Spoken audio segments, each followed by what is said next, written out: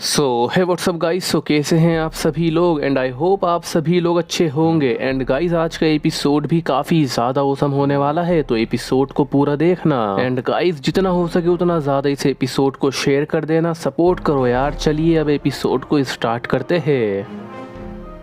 हम देखते हैं एपिसोड की स्टार्टिंग वहां से होती है जब एश केचम ये कहता है कि मुझे भी इस मुकाबले में पार्टिसिपेट करना है। ये सुनकर सब लोग शॉक हो जाते हैं। यहाँ पर जितने भी लोग होते हैं वो यही आपस में फुसफुसा रहे होते हैं कि ये कैसे पार्टिसिपेट कर सकता है, ये तो यहाँ से भी नहीं है। तभी इस विलेज के ग्रैंड एल्डर जो कि नोवा के ग्रैंड फादर है वो कहते हैं लड़के तुम इसमें कैसे हिस्सा ले सकते हो, ये मुकाबला हमारे विलेज के लिए है, ये एक पवित्र मुकाबला है और तुम तो इस दुनिया से भी नहीं हो बल्कि किसी बाहरी दुनिया से हो, हम तुम्हें कैसे हिस्सा लेने दे सकते हैं। इस पर एश केचम कहता है देखिए मैं समझ सकता हूँ लेकिन मुझे इसमें पार्टिसिपेट करना ही होगा, मैं किसी से कम नहीं हूँ। देखिए मुझे इसमें पार्टिसिपेट करना ही होगा, मेरा यकीन मानिए। मैं आपको इस मुकाबले में जीत कर दिखाऊंगा और उस एंसेंट फ्लेयर को भी मैं ही जलाऊंगा, क्योंकि मुझे उस रहस्यमयी पोकेमोन से, उस मिस्टीरियस पोकेमोन से अपने दोस्तों के बारे में पता करना है कि वो कहाँ पर है, किस डायमेंशन में है और मैं उन तक कैसे पहुँच सकता हूँ। लेकिन अभी भी ग्रैंड एल्डर को ये फैसला लेने में काफी ज्यादा मुश्किल हो रही होती है, क्योंकि सभी विलेज वाले यही कह रहे होते हैं कि ऐसा नहीं हो सकता। तो तभी हम देखते हैं कि नोवा आगे आ जाता है और एश केचम को अपना एंट्री पास देने लगता है और कहता है मेरी जगह एश केचम पार्टिसिपेट करेगा। ये देखकर सब लोग हैरान हो जाते हैं, बट ये देखकर फिर ग्रैंड एल्डर कहते हैं रुक जाओ नोवा, तुम्हें ऐसा करने की जरूरत नहीं है, मुझे लगता है हमें एश केचम को पार्टिसिपेट करने देना चाहिए। ग्रैंड एल्डर गाँव वालों को समझाते है कि अगर एश केचम काबिल होगा तो वो इस मुकाबले को जीतेगा, नहीं तो हार जाएगा।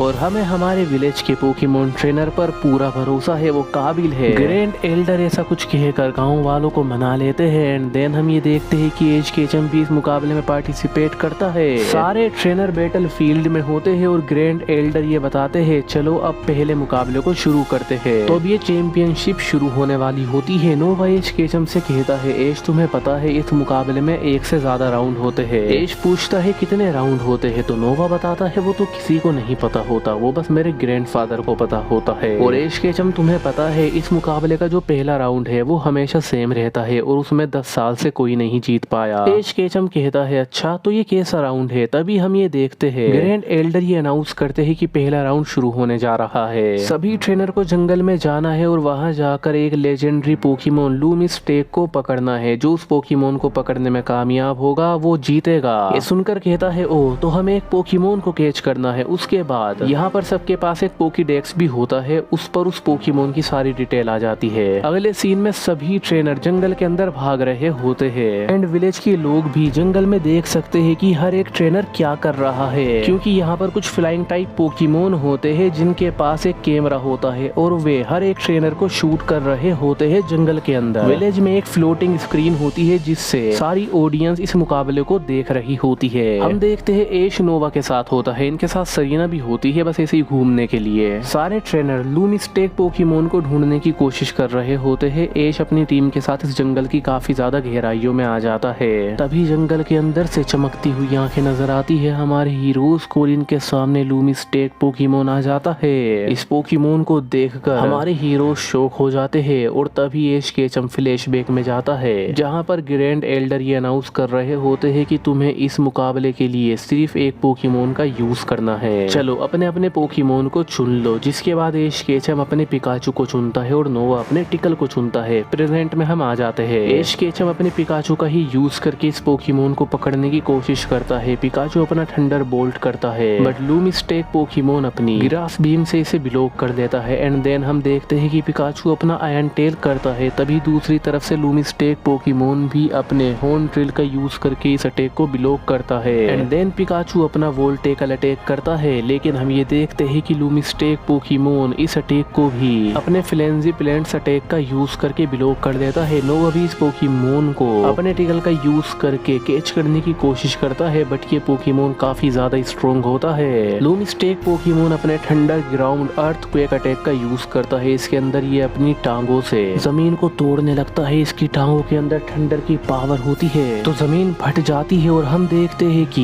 एश, नोवा एंड सरीना ये लोग यहाँ से अलग हो जाते हैं, अलग अलग डायरेक्शन में गिर जाते हैं। लेकिन अभी भी एश के सामने लूमिस्टेक पोकेमोन होता है और वो यहाँ से भाग रहा होता है, इसलिए एश केचम जल्दी से उस पर छलांग लगा लेता है एंड उसकी पीठ पर बैठ जाता है एंड इसको काबू में करने की कोशिश करता है। ये पोकेमोन पूरे जंगल के राउंड लगा रहा होता है और सब लोग एश केचम को इस पोकेमोन की पीठ पर बैठा देख काफी ज्यादा शौक हो जाते हैं। एश केचम कह रहा होता है, शांत हो जाओ, शांत हो जाओ, मैं तुम्हें नुकसान नहीं पहुंचाना चाहता, मैं तो तुम्हारा दोस्त बनना चाहता हूँ। लेकिन आगे जाकर ये पोकेमोन एश केचम को अपने पर से गिरा देता है एंड दोबारा से हम ये देखते हैं एश केचम अपने पिकाचू के साथ इस पोकेमोन का मुकाबला करने लगता है। यहाँ एक काफी ज्यादा इंटेंस बैटल शुरू हो जाती है, लेकिन हम ये देखते हैं कि लूमिस्टेक पोकेमोन काफी ज्यादा स्ट्रॉन्ग होता है। ये अपने लीव्स एनर्जी बीम अटैक का यूज करके पिकाचू को काफी ज्यादा जख्मी कर देता है। बट एश केचम कहता है, पिकाचू तुम ये कर सकते हो। तो हम देखते हैं कि पिकाचू एकदम अपने इलेक्ट्रोवेव का यूज करके इस पोकेमोन को जकड़ लेता है, कैद करने की कोशिश करता है। गाँव के अंदर से सभी विलेज वाले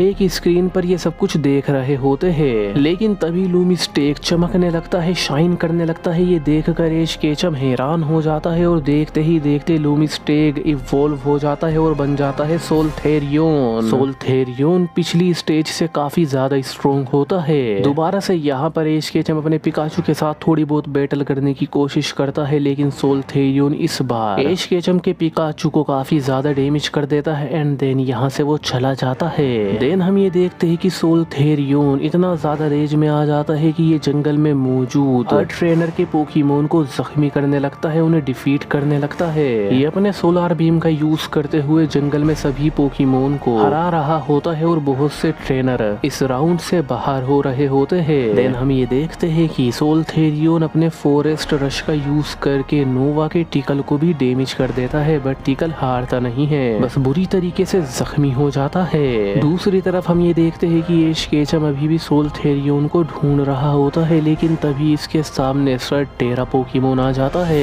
ये देखकर एश केचम हैरान हो जाता है, बट दूसरी तरफ हम देखते हैं कि सोल्थेरियन के सामने एक फीमेल ट्रेनर आ जाती है जिसका नाम काइलरा होता है। इसके साथ इसका मेगा टायरेनिटार होता है और मेगा टायरेनिटार अपनी हाइपर बीम कर देता है। ये अटैक देखकर सोल्थेरियन भी अपनी हाइपर बीम कर देता है। दोनों पोकेमोन के अटैक्स में क्लैश होता है एंड यहाँ पर एक एक्सप्लोजन हो जाता है। तभी मेगा टायरेनिटार अपना मेगा पंच करता है। सोल्थेरियन अपने हॉर्न ड्रिल का यूज करके इसे ब्लॉक कर देता है। तभी फिर काइलरा कहती है, अभी स्टोन एज का यूज करो, तो मेगा टायरेनिटार स्टोन एज का यूज कर देता है। सोल्थेरियन भी अपने फ्लम्जी प्लांट्स का यूज करके खुद को प्रोटेक्ट कर लेता है एंड अपने फॉरेस्ट रश का यूज कर देता है। ये देखकर फिर काइलरा कहती है, मेगा टायरेनिटार तुम भी टेकल का यूज करो, तो मेगा टायरेनिटार भी अपना टेकल कर देता है। देन दोनों पोकेमोन एक दूसरे से टकरा जाते हैं एंड यहाँ पर डिस्ट्रक्शन हो जाता है। आसपास का पूरा फॉरेस्ट तबाह होने लगता है। दोनों पोकेमोन एक दूसरे को अच्छी टक्कर दे रहे होते हैं। सोल्थेरियन अपने स्टील विंग का यूज करता है, लेकिन मेगा टायरेनिटार इसको अपने दोनों हाथों से पकड़ लेता है और तभी फिर काइलरा कहती है, बाइट का यूज करो, तो एकदम मेगा टायरेनिटार इसके विंग्स पर अपनी बाइट करता है। तो सोल्थेरियन को काफी ज्यादा डैमेज हो जाता है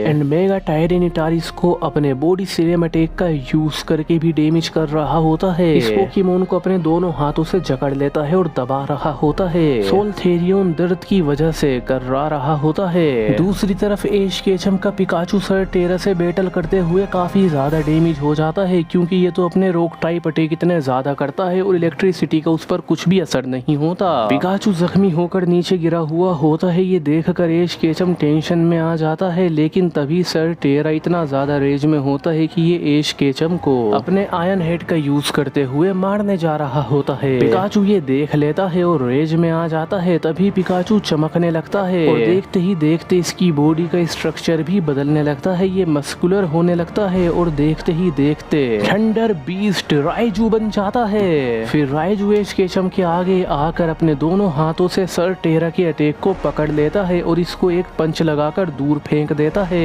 एश केचम पिकाचू के इस फॉर्म को देखकर काफी ज्यादा इम्प्रेस हो जाता है और कहता है, मैंने इस फॉर्म के बारे में पढ़ा है, ये थंडर बीस्ट राइजू फॉर्म है, लेकिन इस फॉर्म को तो आज तक लाखों सालों से कोई भी थंडर पोकेमोन अचीव ही नहीं कर पाया। लाखों साल पहले इस फॉर्म को एक लेजेंडरी थंडर पोकेमोन तुमने अचीव करा था और दूसरे पोकेमोन तुम हो पिकाचू, तुमने तो कमाल कर दिया। देन यहाँ पर राइजू एंड सरटेरा पोकेमोन के बीच में काफी ज्यादा घमासान बैटल शुरू हो जाती है। ये बैटल इतनी ज्यादा डिस्ट्रक्टिव एंड इतनी ज्यादा इम्पैक्टफुल होती है कि यहाँ पर इतना ज्यादा डिस्ट्रक्शन होता है कि विलेज के लोग भी इसको स्क्रीन पर देखकर हैरान हो जाते हैं और यहाँ तक कि ग्रैंड एल्डर पिकाचू के इस थंडर बीस्ट फॉर्म को देखकर काफी ज्यादा हैरान हो जाते हैं और कहते हैं लाखों सालों में पहली बार ऐसा हुआ है। तभी सीन शिफ्ट हो जाता है, हम पास्ट का सीन देखते हैं जहाँ पर जिवानी, अगले सीन में जिवानी आ जाता है एक होटल के रूम में जहाँ पर हम देखते हैं कि वारकोन की मीटिंग हो रही होती है। जिवानी वारकोन की आंखों के सामने